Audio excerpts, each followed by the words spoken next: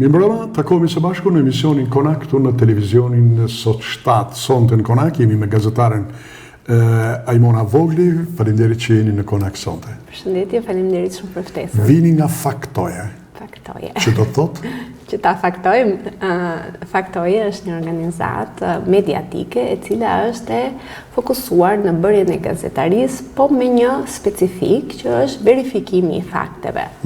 Është një metodologji e cila në thelb ka gazetarin cilësore, që ne verifikojmë ato deklarata, premtime, ose lajme, ose situata të cilat raportohen në një mënyrë, po ne shkojmë pak më në thellësi për ta parë. Marrim një shembull, nëse kemi një deklarat publike në lidhje me një rehabilitim rruge, një rritje pensionesh etj.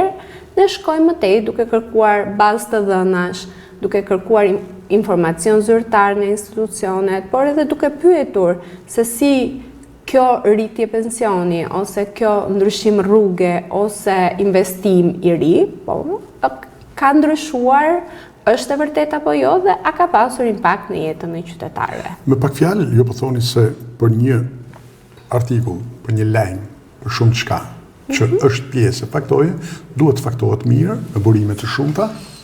Absolutisht, duhet të faktuar mirë, duhet ketë mbi 3 burime, personi që e thot, institucioni, një ekspert i pavarur, situata në terren, qytetarët dhe të gjithë zërat që janë të interesuar për çështjen.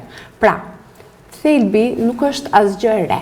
Thjesht verifikimi i fakteve ose termi ndërkombëtar që njihet fact-checking, është ajo që ti nuk e raporton lajmin thjesht shablon. U tha dhe merret e mirëqenë që ka ndodhur. Ne shkojmë pak më thellë. U tha, deri ku jemi, sa kohë ka për të bërë dhe a ka gjasa që të bëhet apo jo. Nëse nuk shkojmë deri këtu, do të thotë se Faktoje e kategorizon lajmin si të pavërtet, deklaratën ose premtimin.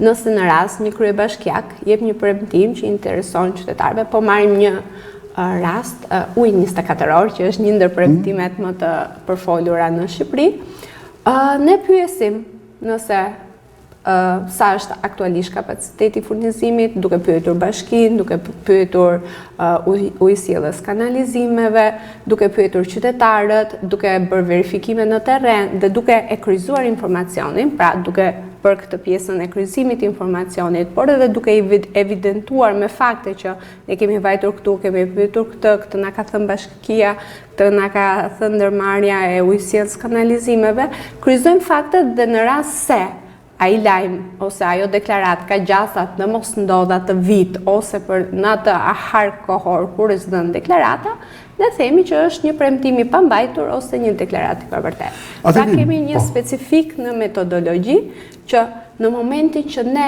shkruajmë një artikull ose publikojmë një kronik ose një video ose duam që qytetarëve jo vetëm t'ia raportojmë dhe t'i rendisim ngjarjet, po t'i japim dhe një konkluzion, për të ditur dhe për të arritur ai të perceptoj se ku është aktualisht një element, një shërbim që ati t'i intereson.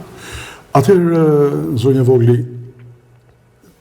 për të ardhur tek një sër pyetjesh që unë kam bërë gati për ju, si të ftuarën e kësaj natë në emisionin Konak. Në gjykimin tuaj, cilat janë sfidat e desinformimit, propaganda, gazetaria jo cilësore, kultura e klikimeve dhe inteligjenca artificiale? Është e vërtet. Një ndër elementët që ne në Faktoje na karakterizon, siç po e thoja, ishte lufta ndaj dezinformimit.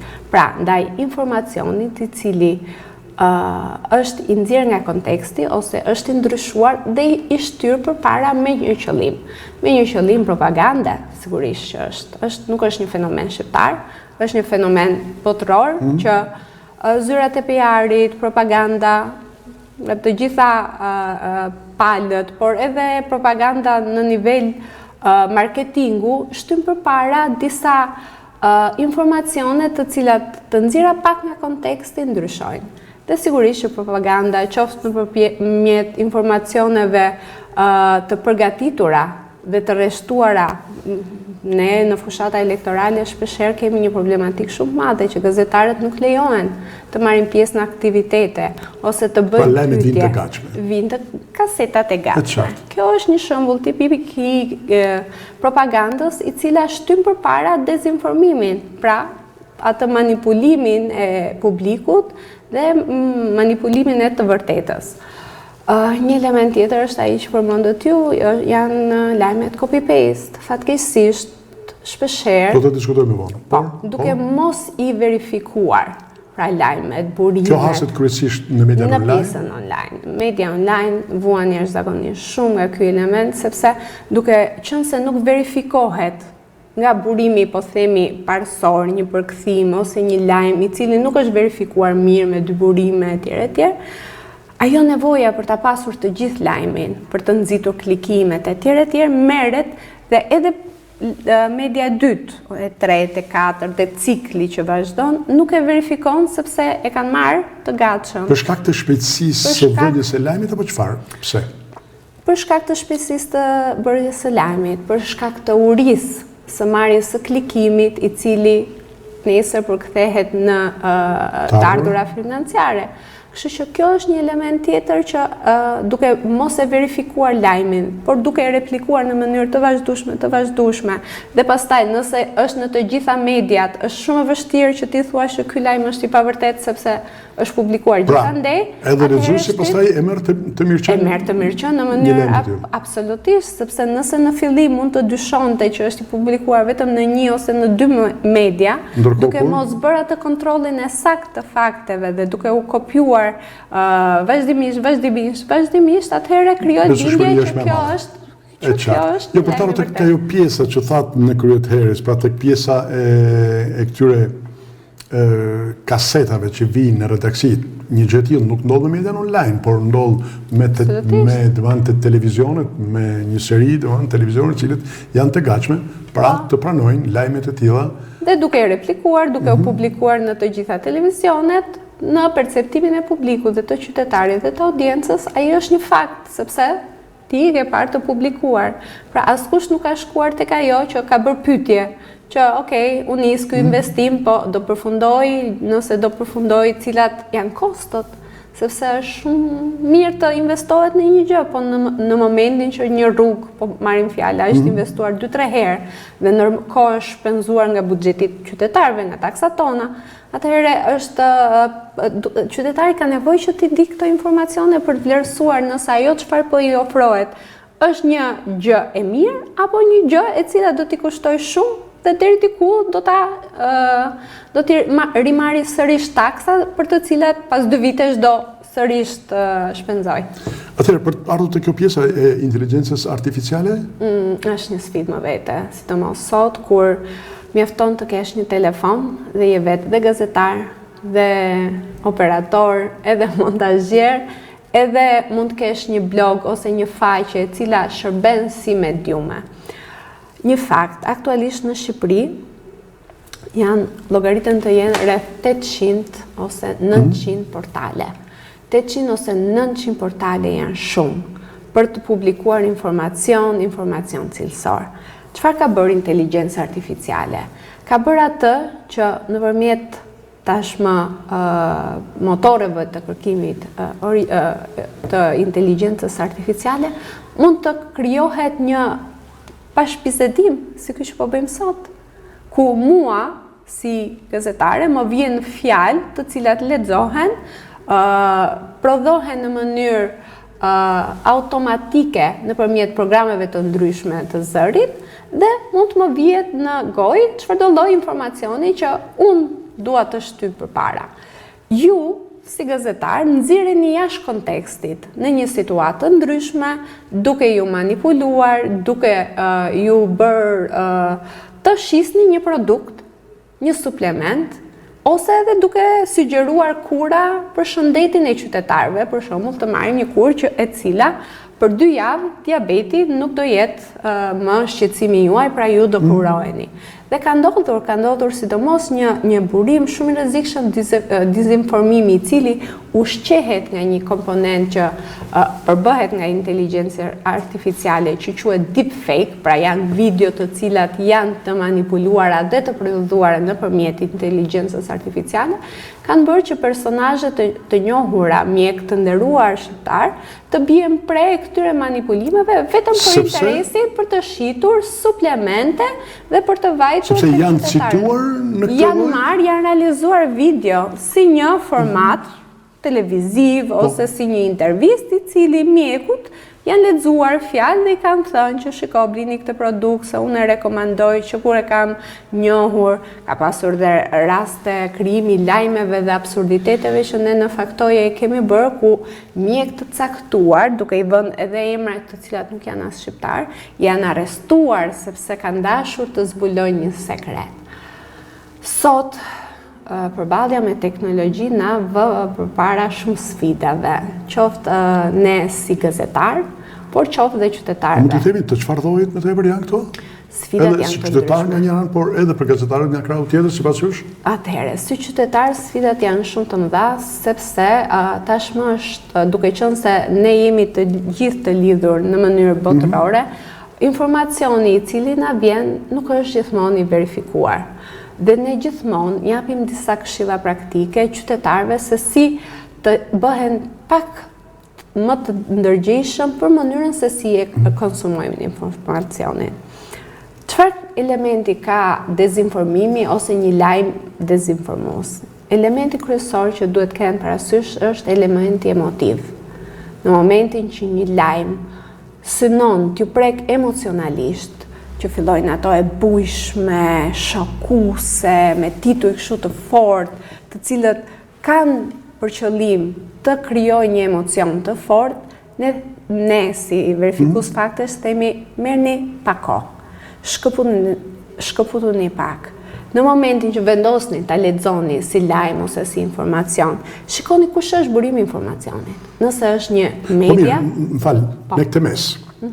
A nuk e duket se mosha 3 është më rrezikuar në këtë lloj? Absolutisht. Nuk po e quaj gazetari në këtë rast, por informacion. A janë më të rrezikuar mosha 3, të cilët për fatin e keq edhe për shkak të moshës ka një sër sëmundjesh, pra shoqëruese, të cilat e shoqërojnë. Pra kjo kategori është më rrezikuar apo thoni? Është më rrezikuar. Po duke qenë se është më rrezikuar, atëherë a është në gjendje kjo moshë për ta verifikuar këtë lajm se sa i besueshëm është dhe sa i vërtetë është pra?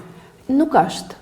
Prandaj ne në Faktoje kemi filluar një fushat ndërgjegjësimi, sidomos duke ju referuar moshave të treta, duke i komunikuar atë që jo çdo gjë që shikoni në internet është e vërtetë. Ka një ndryshim, dhe është ai raporti që ne diskutojmë shpeshherë, që në brezin e prindërve tanë, prindërve të mi, shpeshherë gjërat që dilnin në televizion, që dilnin në lajme, ishin të pakundërshtueshme. Sepse ishin të kontrolluara, kishin kaluar filtrat, ishin të verifikuara, pra komponenti i lajmit nuk kishte, ishte i kopsitur, themi në gazetari, dhe i kishte të gjitha burimet dhe raportohej. Sot nuk është vetëm qëllimi i raportimit të informacionit. Sot shpeshherë ajo çfarë e shtyn publikimin e një lajmi, por një video, se tani lajmi nuk është vetëm një tekst i shkruar, është një format video, një format audio etj, është edhe përfitimi ekonomik. Kështu që një element që ne përpiqemi t'i ushqejmë është që jo çdo gjë që shikoni në internet është e vërtetë. Kur ka element që ju përfshin emocionalisht, prisni. Lexoni disa elemente të rëndësishëm. A ka emër autor lajmi? To këshilla janë për këtë kategori moshë për cilën po flasim? Për të gjitha, por sidomos tek moshuarit të cilët nuk e kanë këtë kulturë që informacioni që i vjen në internet mund të jetë një informacion jo i besueshëm. Pra, dhe duke i vënë pak më vigjilent në mënyrën se si shpeshherë ato mund të përfshihen thjesht nga algoritmi i cili ata kanë parë një video dhe pastaj ai i sjell. Pra duke i prezantuar me disa elemente të thjeshta. Besimin tek kjo kategori në veçanti. Po, rrit ndërgjegjësimin, ose rrit atë pjesën e të ruajturit të qëndruarit i kujdesshëm. Për shembull, ne i themi, nëse lajmi shpeshherë nuk ka një autor, gjasat është që ai lajm mos tjetë i vërtet. Po unë pyes vazhdimisht, pra një kategori e moshës së tretë, a është në gjendje për të dalë në përfundime të tilla, pra prandaj vim të ajo që ne po synojmë të bëjmë, që është e vështirë, që është një mision që nuk është vetëm i Faktojes, unë mendoj që është një mision i të gjithë medias, por edhe të secilit prej nesh në shtëpi, në rrethe shoqërore e tjerë, që është ajo që ne e quajmë edukim mediatik. Edukim mediatik duke i dhënë disa këshilla se si informacioni online funksionon, duke i thënë që jo çdo gjë është e vërtetë, që shpeshherë janë klikimet, shtyrja, duke i prezantuar me disa modele të inteligjencës artificiale, por edhe disa elemente si elemente ndërgjegjësuese në lidhje me formatet e ndryshme. Pra, ti thua, pra unë i them nënës time, babait tim, që nuk ka mundësi që një mjek të dali të shesi produkte për diabetin në internet. Nuk mund të bëj atë një mjek, se normalisht ka atë emrin e vet, plus që duke këshilluar që shiko, ki parasysh që nëse tenton të kërkon disa të dhëna më shumë, se shpeshherë janë disa skema të cilat janë të fokusuara në përfitimin ekonomik, por ka dhe skema të tilla që përpiqen që njerëzve të shesin elemente rrezikshëm. Shpeshherë njerëzit për shkak se duke i sugjeruar disa suplemente, duke i sugjeruar disa elemente, për shembull shtesa ushqimore e tjerë kanë lënë mjekimin. Dhe këshilla e parë që ne i japim është mos e lëni mjekimin, këshilloni me mjekun për çfarë do lloj elementi. Pra, kanë shkuar deri se kanë lënë atë çfarë ju ka këshilluar mjeku real, po themi, dhe kanë ardhur te kjo pjesa e inteligjencës artificiale. Është e vërtet, ka raste sidomos edhe në Kosovë që janë arrestuar persona të cilët sugjeronin këto lloj kura alternative. Ka raste që sugjerohet vajguri për të shëruar kancerin. Po, ka raste që kimioterapia, nëse jeni sëmur me kancer dhe po bëni kimioterapi, ajo nuk është terapia e dur. Ka teori konspirative të lidhura me konsumimin e dietave të caktuara ushqimore, të cilat janë më të fuqishme si kemioterapia për të luftuar kancerin.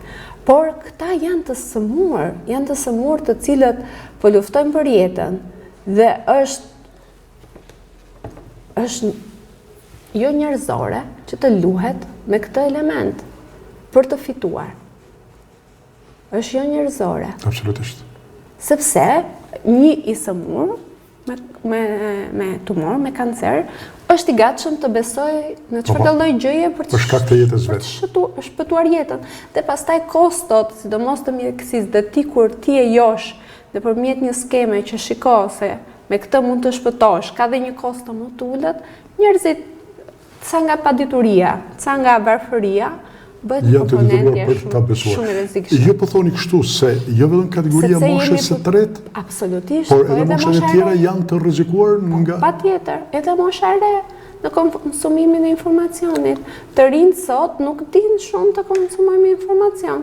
Mjaftojnë, pra, sot algoritmi në platforma si Instagram, YouTube, ku është dhe aty konsumohen lajmet nga të rinjt. Informacioni. Nëse ne vazhdojmë lexojmë lajme nëpër portale, ndjekim edicionet informative, të rinjt nuk i shohin më. Dhe në pyetjet që ne bëjmë në sondazhet me të rinjt, është që Instagrami dhe TikToku janë vendet ku ato marrin informacion për botën. Dhe jo vetëm për argëtime të tjerë, edhe informacion. Lajmet i lexojnë aty ose i dëgjojnë 3 sekonda. Ajo kalimi nga një video në tjetrën është 3 sekonda.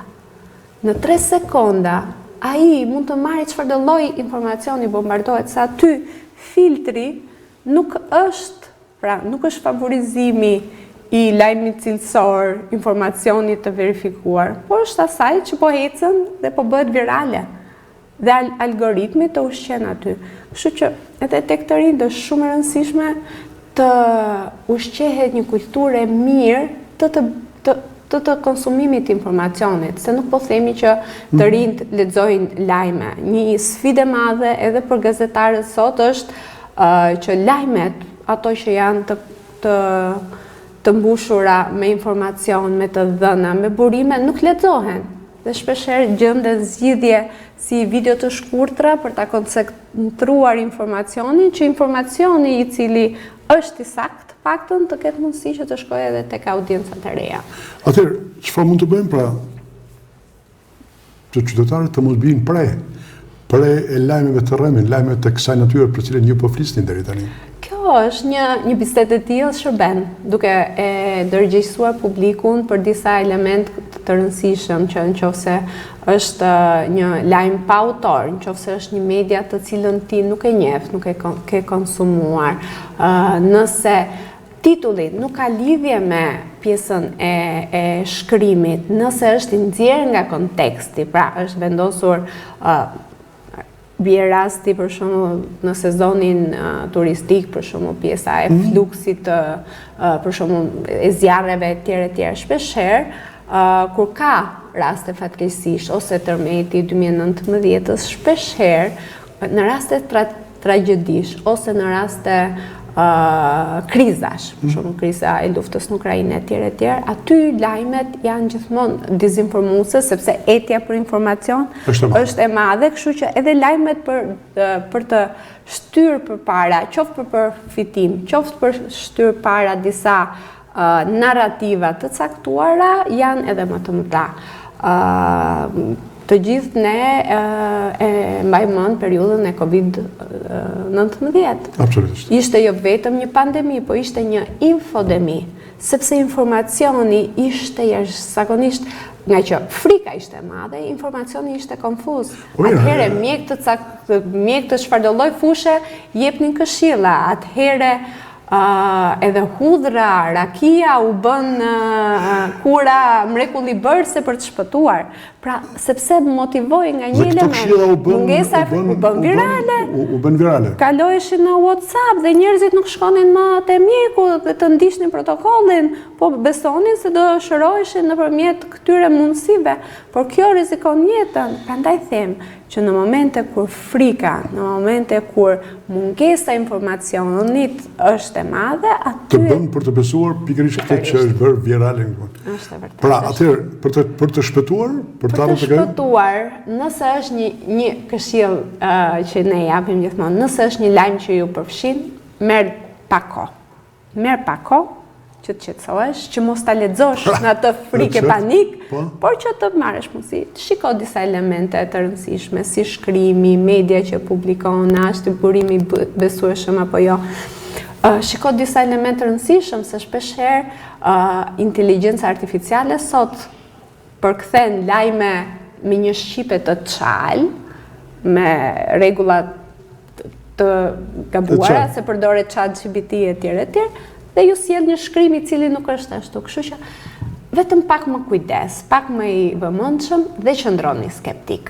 Është një rregull i artë, qëndroni skeptik. Jo çdo gjë që duket shumë e mirë për qenë e vërtet, është e vërtet. Po pra, një sëmur i cili ndoshta ka edhe mundësi të paktë ekonomike për të kuruar, ku duket mungesa e informacioneve, ndofta mosha e tretë që ka të vështirë për të përshtatur me këtë lloj po quaj informacionit që vjen.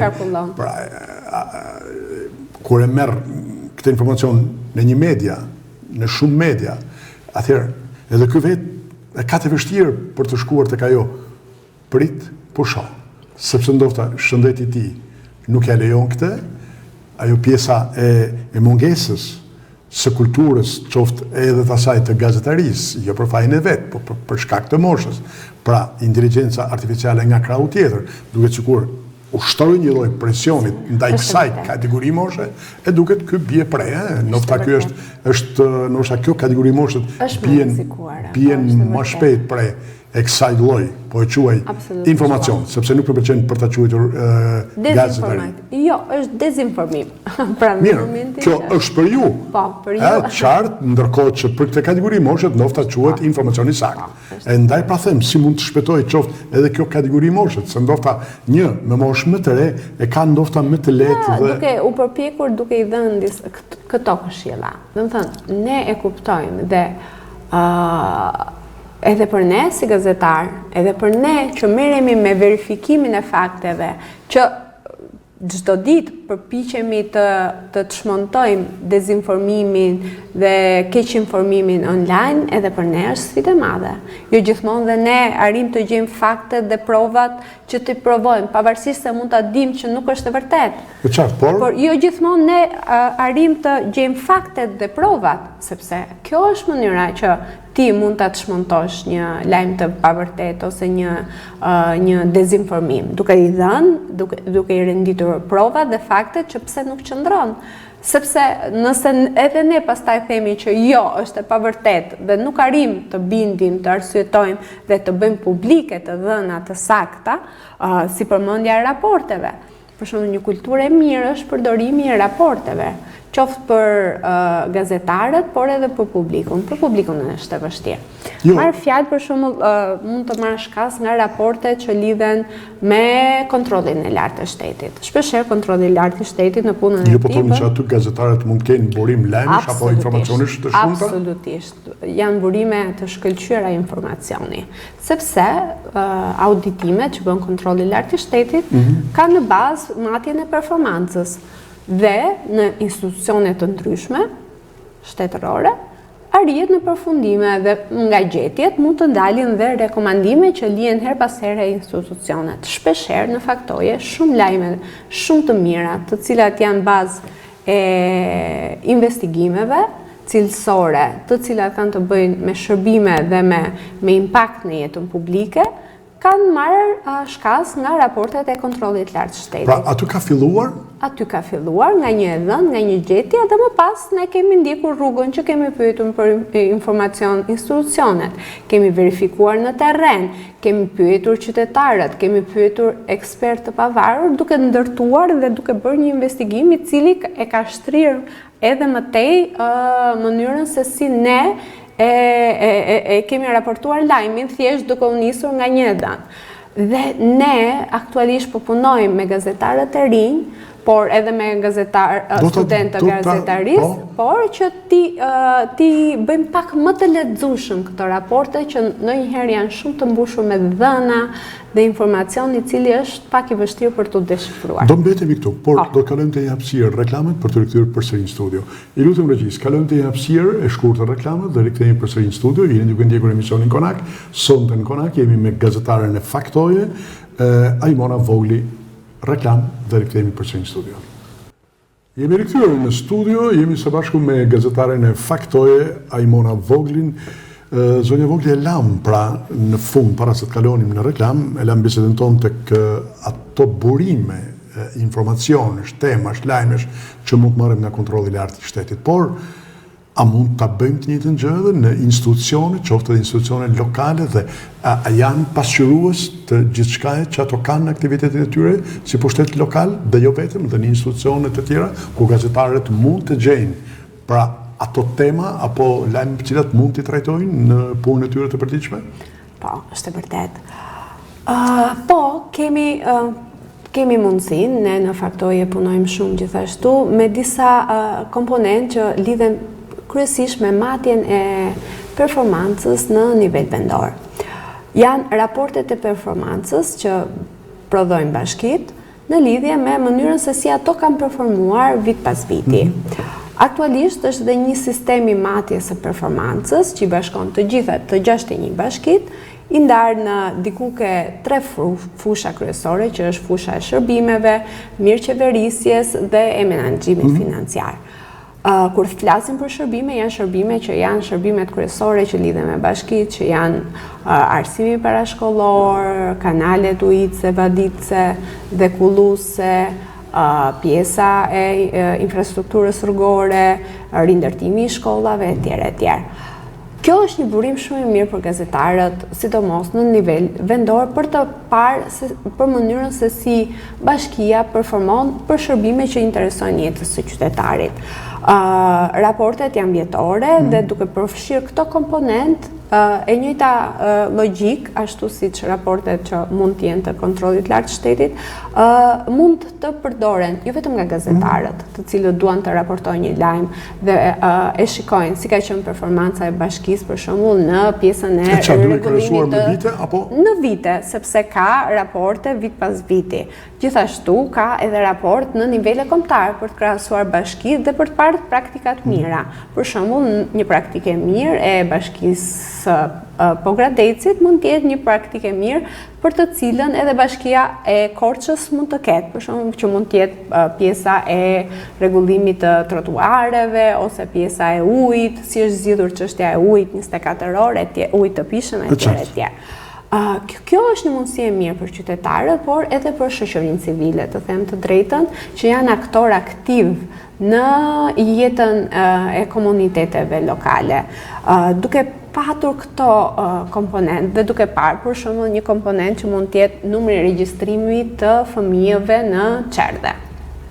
Nëse nevoja e regjistrimit është e lartë, por nuk plotësohet me pjesën e infrastrukturës, është një mënyrë qoftë për të bërë një raportim, por qoftë për të advokuar në proceset e advokimit, që janë proceset e konsultimeve publike, që janë të hapura për qytetarët kur këshillat bashkiake për shembull miratojnë buxhetin e bashkisë.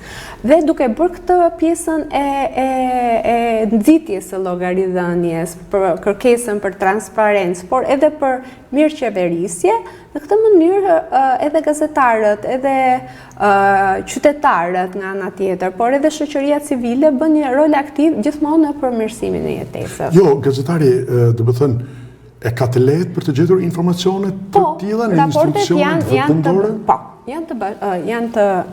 në bashki është një njësi që është i dedikuar pjesës performancës vendore, raportet janë vjetore, janë të publikuar në faqet e internetit dhe janë të ndara, qoftë me pjesën duke dhënë llogaritjet sa është. A është ajo që pasqyrohet e futur në filtr së pari? Absolutisht. Janë indikatorët të cilët vit pas viti. Kur them filtr, pra kemi dhënë atë pjesën e bardhë pa shku tek e zeza apo? Atëherë, raporti është një raport i cili pasi përpilohet, aprovohet nga Këshilli Bashkiak dhe pastaj publikohet. Këtu, roli i gazetarit është shumë i rëndësishëm për të parë çfarë thot raporti, nëse të dhënat nga viti në vit kanë ndryshuar dhe ja përmirësuar, dhe se sa ky përmirësim reflektohet në jetën e qytetarëve. Po, këtë pjesë duhet ta bëjë gazetari, duhet ta replikojë. Pra, në momentin që një dhënë është një dhënë interesante, për shembull shërbimi i zjarfikës, raportohet në përmirësim të shërbimit, në blerje të mjeteve, kjo tregon që edhe nevoja është rritur. Këtu mund të bëhet një reportazh shumë i mirë, duke shkuar në stacionin e zjarfikësve. Nëse realisht është kështu apo jo? Nëse realisht është kështu apo jo, duke marrë edhe komponentin e intervistave në terren, duke parë edhe historikun çfarë ka ndodhur, duke parë edhe nevojën sa i përgjigjet nevojës së një bashkie apo jo. Këtu është roli jo vetëm i gazetarit aktiv, por edhe i një qytetari i cili këtë informacion mund ta përdor në shërbim të nevojave që ai ka në komunitet. Për shembull, një sektor rruge që nuk është ndërtuar, duke parë sa është buxheti i bashkisë, sa është rritja e kërkesës, cilat janë zonat të cilat gjenden të pasqyruara në raport, në momentin që janë pikërisht të konsultimet publike, që shpeshherë themi që nuk na pyeten, duhet pikërisht me të dhënat që ne kemi dhe që janë, sepse kërkesat shpeshherë na ndodh, më ndodh mua, na ndodh të gjithëve që kërkojmë diçka.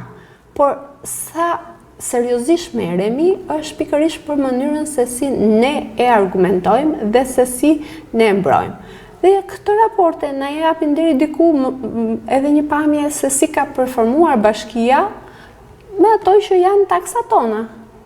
Sa mirë e ka bërë punën dhe nesër pas nesër, edhe kur vjen momenti për të shkuar në votime, të mos votojmë mbi bazën e bindjeve, preferencave etj, por të një raporti performance si ka ndryshuar nga viti në vit dhe se si kjo bashki ka punuar për interesin dhe për shërbimin ndaj qytetarëve. Në gjykimin tuaj, cili është misioni gazetarisë sot dhe me çfarë problemesh përballet ajo në vendin tonë? Misioni gazetarisë është gjithmonë ai që ka qenë, të raportoj sakt me fakte, të informoj publikun. Por sot sfidat janë të mëdha, ashtu siç e diskutuam në fillim. Sfidat janë të mëdha sepse në epokën e teknologjisë nuk është vetëm lajmi dhe gazetari, personi i cili informon. Ka një mori platformash, formatesh, dhe aktorës të cilën ndërveprojnë. Kur them aktorësh, janë qoftë platformat e mëdhaja, të cilat nuk e kanë informimin e sakt, por duke futur komponentin e faqeve online tashmë, ato kanë rolin e një burimi informacioni, pra rolin e një media online, sepse ato shtyhen nga parimi i biznesit, sa më shumë klikime, aq më shumë para. Kështu që sfidat janë të mëdha, janë edhe për ne si gazetar, pasi sot në Shqipëri problematikat e gazetarëve janë nga më të ndryshmet. Janë problematika që lidhen jo vetëm me raportimin e lajmit, jo vetëm me cilësinë e të bërit gazetari, jo vetëm me presionin e madh të bërit në kohë dhe në të nxjerrit të lajmit shpejt, sa më të ngacmues që të bëj klikimin, por edhe sfida që lidhen me sigurinë e gazetarëve. Kur flasim për sigurinë e gazetarëve, flasim që nga censura në redaksi, në newsroome dhe tek autocensura, kur ti, edhe pse do ta raportosh, e mendon 3-4 herë që shko ta bëj unë këtë lajmin apo jo. Sepse? Do më pranohet apo jo? Është ky lajm i duhur apo jo, duke krijuar këtë lloj fryme. Tani një gjë tjetër hasim edhe tek mediat, domethënë tradicionale po themi, tek printi, pra tek media shkruar dhe ajo domethënë televizive, pa shku tek media online. Te të gjitha mediat, është e vështirë që sot është e vështirë që pjesa e redaksisë të mos ketë ndikim. Është ajo që themi, duke qenë se mediat kanë pronar të caktuar, interesat të caktuara, shpeshherë ato deri diku orientojnë edhe linjën editoriale të redaksisë. Këtu lidhet edhe shumë komponentë të tjerë të redaksisë, që janë shpeshherë gazetarët kanë kontrata tip, janë kontrata, kanë problematika me pagat, problematika me sigurimet shoqërore, por një gazetar i cili deri diku është i pambrojtur nga padit, nga hedhja në gjyq, nga siguria e një vendi pune, që është sot dhe nuk është nesër. Ky gazetar? Ky gazetar është i pambrojtur. Atëherë ky gazetar është më i paguximshëm, të thoja unë. Është më i paguximshëm për të raportuar. Edhe në media tradicionale, po themi, pra print, online edhe tjerë. Është një situata në media, sepse është i lidhur. Tani nuk ka më një ndarje me fik të televizioneve. Të gjitha televizionet kanë pjesën online. Dhe shpeshherë pjesa më madhe e lajmeve kalon atje. Online. Ose ka lajme që nuk shkojnë në televizion, por shkojnë në median online të këtij televizioni apo të kësaj gazete. Dhe shpeshherë produktet që janë online për shkak të pjesës klikimeve etj. Orientojnë edhe mënyrën se si bëhet ajo pjesa e edicionit informativ. Shpeshherë. Jo, unë nëse të them që ka për shembull televizione, që ndoshta nuk i shikojnë të arsyeshme redaksia që ky lajm mund të rrinë edicion lajmish në televizion, po mund të rri pa. Kjo vjen për shkak të rëndësisë së lajmit apo? Kjo është pasi zgjedhja e redaksisë, ka lajme të cilat nuk janë të rëndësishme, pastaj minutazhi i edicionit informativ është i kufizuar, lajmet janë në zhvillim gjithkohës, pjesa e lajmeve online do ushqyer shpesh që të mbaj publikun e angazhuar, që të ketë lajme sa më çdo një orë, kështu që strukturat janë të ndryshme, po duke qenë se në të dyja rastet pjesa e online-it ndikon tek pjesa e linjës editoriale, se si lajmet në edicion lajme shpesher mund të jenë, sepse është parë për shembull që gjatë kohës që raportohet ose ndodh një situatë, flasim një emergjencë, ai është një lajm i cili është përditësuar gjithkohës, ka pasur klikime, ka pasur ndjekje online, ai normalisht katapultohet edhe si lajmi parë, po themi, në edicionin e lajmeve. Sfidat mëdha ka gazetaria sot? Pafund. Ka sfida nga pikpamja editoriale, ka sfida, si thash, me sigurinë e gazetarëve, ka sfida nga presionet politik, ka sfida me teknologjinë, ka sfida me cilësinë, ka sfida me dezinformimin, ka sfida me pjesën e përditësimit të informacionit, por edhe sfida me kapacitetet e gazetarëve. Në shkuptim. Po, është tashmë, një element që mund të them që është një problematik që ti vazhdimisht më pyet mua si mund të si një i moshuar, mund ta kuptoj që është një lajm i rrem apo jo. Po. Por, disa elementi nga përditësimi i punës time. Një gazetar i cili nuk ka mundësinë që kam pasur unë për të rritur kapacitetet e mia në verifikimin e fakteve, në njohjen e mjeteve online që janë, por edhe në njohjen e mënyrave edhe metodologjisë, duhet të rrisi kapacitetet e veta.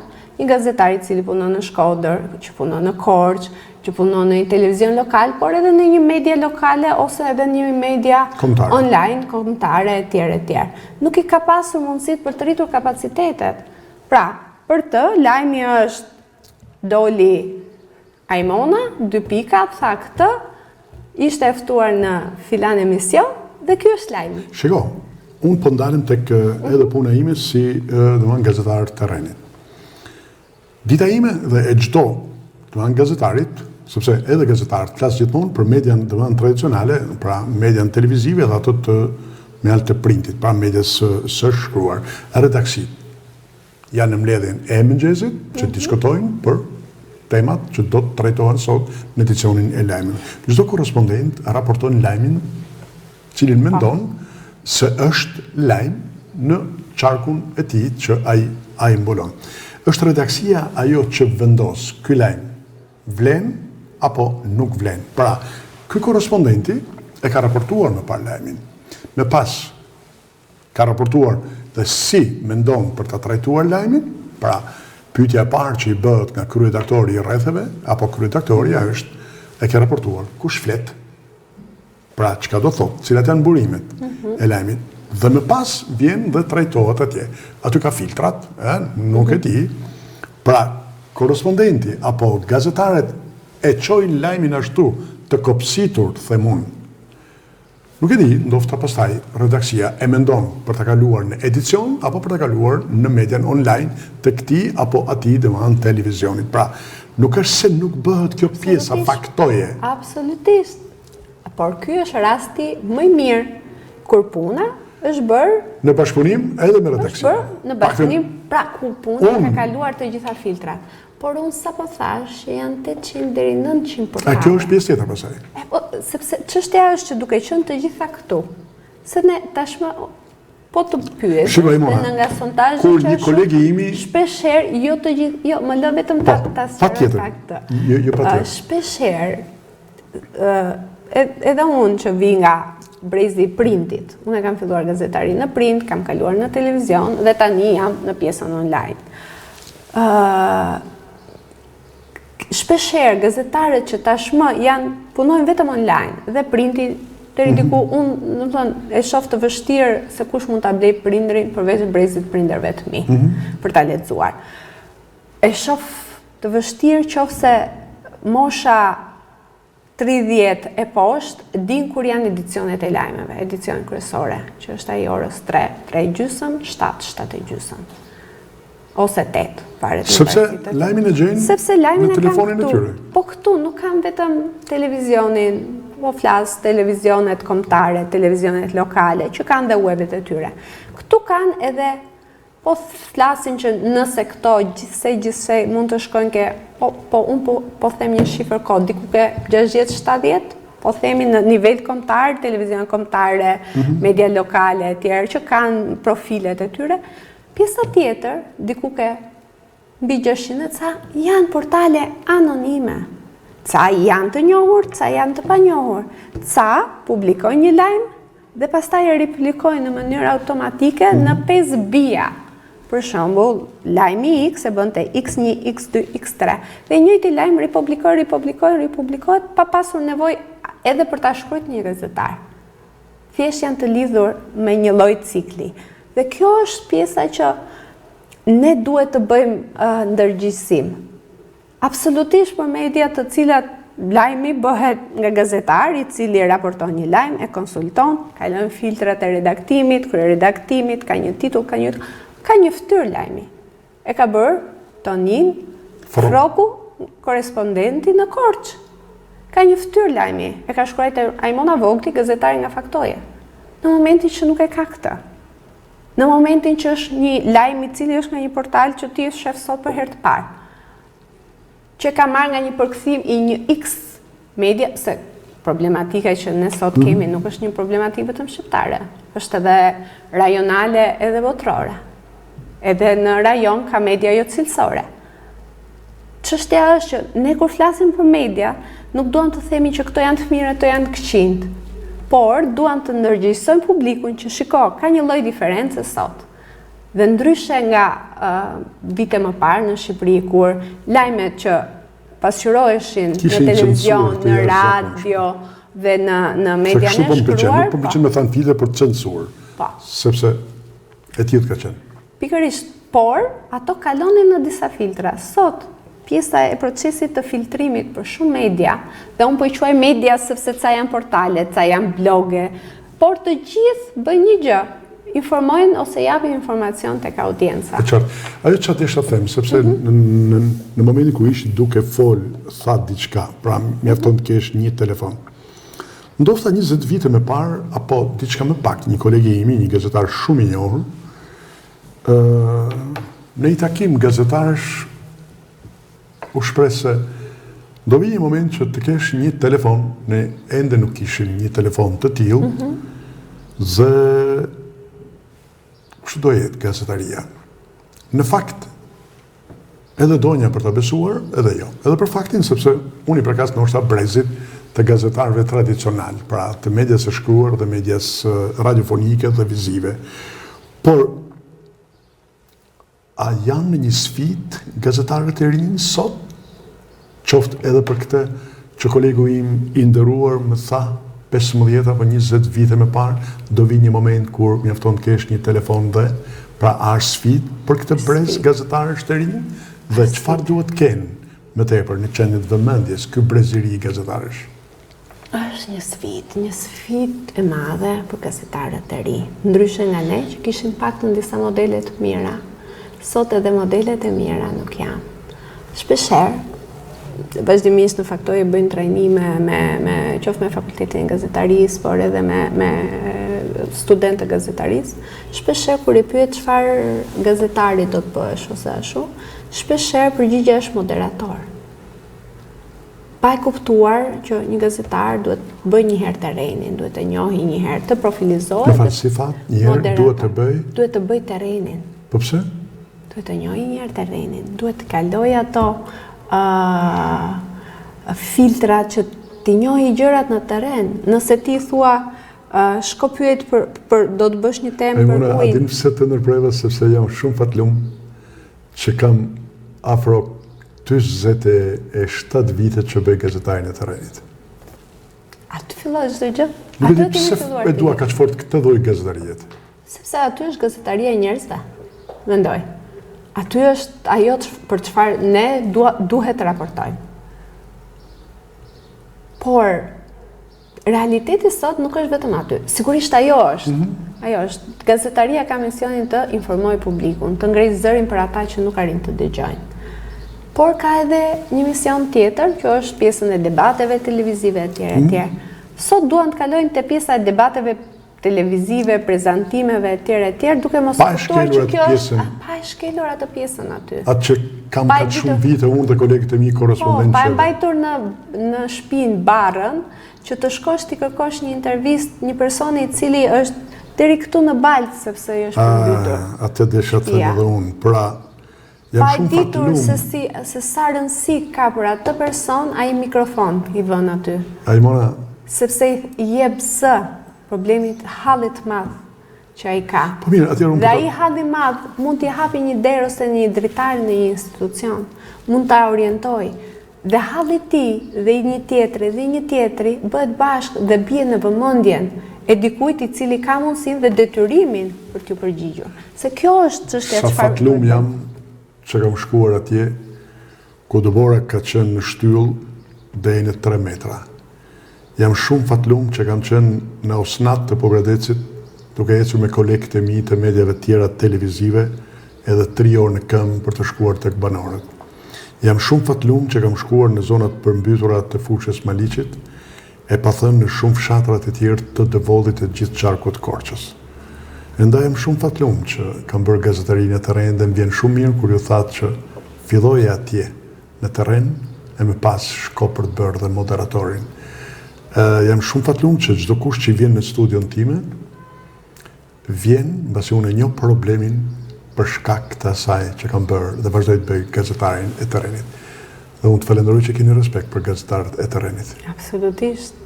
Absolutisht është e thash, është aty ku fillon aja, dhe atë duhet kuptoj dhe brezëri i gazetarisë. Nuk mund të bëjnë gazetari ulur në karrige. Nuk mund të bëjnë gazetari pa e pa atë të vërtetën aty.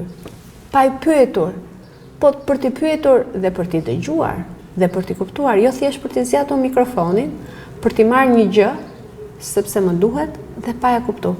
Gazetari në radhë të parë duhet të jetë i vëmendshëm, duhet të jetë i kujdesshëm. Duhet të di që zëri i atij qytetari, i cili deri diku sot edhe mungon. E dini ju dhe për shkak se nuk sjellin fakte në lajmet tona? Jo, mungon zëri i qytetarëve. Ne na ndodh, po nuk e di nëse ndajmë në të njëjtën eksperiencë, shpeshherë kur bëjmë reportazhe ose shkrime edhe brenda Tiranës, por edhe jashtë Tiranës, njerëzit nuk duan më të flasin. Se nuk kanë besim të gazetarët, apo sepse ndjejnë diçka tjetër? Nuk kanë presion, nuk kanë besim, kanë frikë. Dhe kjo e dëmton gazetarin, sepse në momentin që ty nuk ta thonë të vërtetën, ata që duhet ta thonë, dhe kjo lidhet edhe me atë kulturën Jo, ka shumë raste që unë si gazetar të terrenit për një problem të caktuar shkoj dhe zgjas mikrofonin për ta pyetur, bie fjala këtu. Ka prodhime bujqësore të pashitura, ka prodhime bujqësore që kanë shkuar dëm për shkak të përmbytjet, ka fermerë të cilët nuk janë dëm shpërblyer për prodhime të shkuara dëm, për kushte atmosferike, kryesisht e të tjera, kur ti shkoni zgjat mikrofonin, të lutem thot, mos më merr mua, po merr dikë tjetër. Kjo nuk vjen se nuk ka besim tek korrespondenti apo gazetari i terrenit, por duket se ka një lloj frike që vjen nga institucionet. Atë po të them që sot ka një lloj censure edhe tek persona që flasin. Shpesh na thonë që unë e kam vajzën mësuese, nuk dua që ta ngatroj me hallë. Dhe po shkojnë njerëz në të cilët nafta për shembull i ka helmu tokën. I ka prish prodhimin edhe po i sjell smundje. Pra, edhe kjo është problematik shumë e madhe që gazetarët e ri e hasin. Por puna e tyre është me qenë këmbgulës për ta bërë atë lajm, sepse zëri atij personi është zëri gjithë komunitetit që e vuan atë problematik. Dhe bërja atij lajmi jep një element ose e nxjerr në dritë atë si problem. Grezën zërin për ata që nuk mundet, që nesër pas nesër ata që kanë përgjegjësi dhe detyrim të kenë dhe të përgjigjen. Dhe të shpresa më e madhe, dhe ajo çfarë ne duam si gazetar tani me punën tonë është që të vendoset në lëvizje diçka, pra diçka të ndryshojë në jetën e tyre. Pastaj ka edhe sfidat e reja që lidhen me atë që të thamë në fillim, inteligjencën artificiale. Futja e ChatGPT-s ose inteligjencës artificiale në newsroom. Nga eksperienca personale, më vjen shumë keq që shumica e studentëve, edhe kur i kërkon shkrime, i orienton për tema, i diskuton bashkë tema, ti thua si, pra nise me këtë, merr një histori, pyet 2-3 të rinj, etj, të sjellin një shkrim të bërë me ChatGPT. Ku në shkrim ai student është edhe psikolog, edhe njohës i çështjeve të komunikimit, edhe çështjeve sociale, edhe problematikave, është dhe i ri, është dhe gazetar, është edhe pedagog. Pra, i ka shkrimit të gjitha, këto zërat të cilat vinë nga zërat e specialistëve. Ka një shqipe që më vën në siklet sepse mungojnë strukturat e sintaksës në gjuhën shqipe. Dhe është një vështirësi e madhe dhe unë i përsëris i them, mos ma sill vetëm zërat. Mësoje ta bësh në rrugën e vështirë, po e mësove 1 herë, 2 herë. Nuk ka nevojë. Unë nuk pretendoj që të kem një shkrim të përkryer, të ditur me të gjithë komponentët dhe me gjithë dijen e botës në një shkrim nga një gazetar. Por unë dua perceptimin tënd. Unë dua originalitetin tënd, qasjen tënde, problematikën që vjen nga mosha dhe mënyrën se si mund të zgjidhet ose një model të cilin ti e mendon si zgjidhje. Unë nuk dua eksperiencën e chatit. Nuk jam absolutisht kundër të përdorimit të inteligjencës artificiale në newsroom.